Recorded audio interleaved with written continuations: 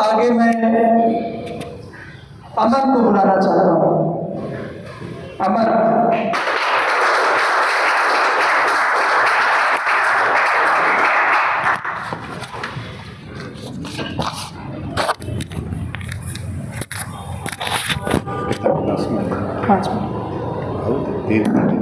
सर्वप्रथम सभा में उपस्थित आदरणीय अधीक्षक महोदय, माननीय शिक्षकगण एवं सभापति महोदय को मैं सादर प्रणाम करता हूं।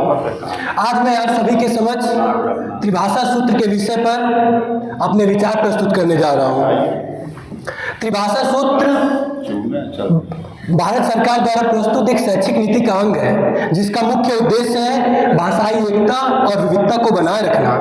त्रिभाषा सूत्र सबसे पहले शिक्षा आयोग द्वारा 1964 और 1966 में प्रस्तुत किया गया था, जिसे आधिकारिक तौर पर कोठारी आयोग के नाम से भी जाना जाता है। इसके पश्चात तत्कालीन प्रधानमंत्री श्रीमती इंदिरा गांधी जी के नेतृत्व में इसे 1968 में लागू किया गया था। इसके पश्चात 1986 और 2020 के राष्ट्रीय शिक्षा नीति में भी इसको स्थान मिला था।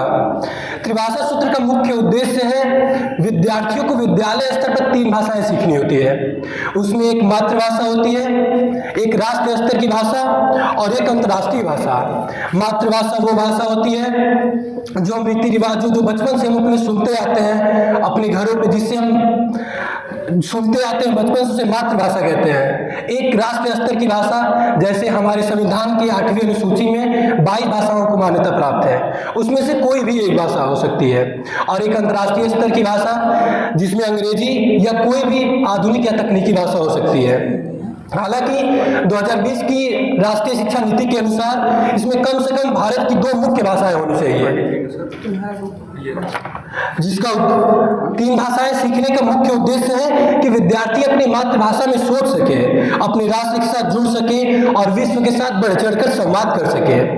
हालांकि त्रिभाषा सूत्र में दक्षिण भारत के कई राज्यों का कहना है कि हमारे ऊपर हिंदी थोपी जा रही है। उनका एक तरह से वो सही कह रहे हैं। हालांकि उत्तर भारत के राज्यों में अधिकांश तौर पर हिंदी बोली जाती है। 2011 की जनगणना के अनुसार उत्तर भारत के राज्यों में लगभग 43% लोगों की मातृभाषा हिंदी है। यहाँ आपका कोई नाम? हिंदी बोलने वालों की उत्तर भारत में जनसंख्या अधिक है, लेकिन दक्षिण भारत के राज्यों में वहाँ अल्पसंख्यक है। तो हमारी अगर बहुमत है तो हमें भी उनकी भाषाओं को बढ़ चढ़ के सीखना चाहिए, जिससे हम एक राज्य के साथ दूसरे राज्यों के साथ जुड़ सके।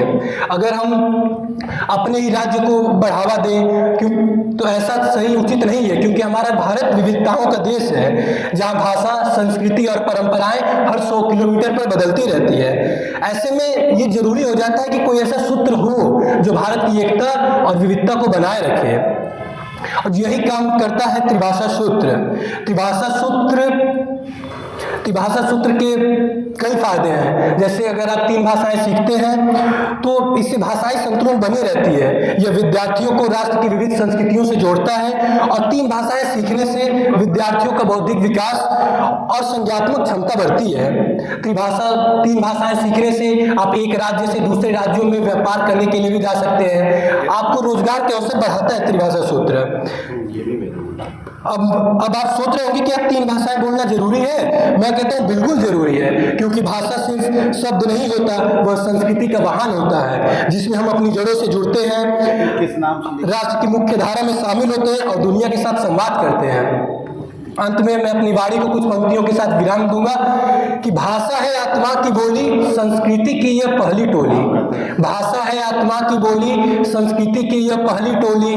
माँ के बोलों में जो रस है वो भाषा का ही तो रस है। धन्यवाद। जय हिंद, जय भारत।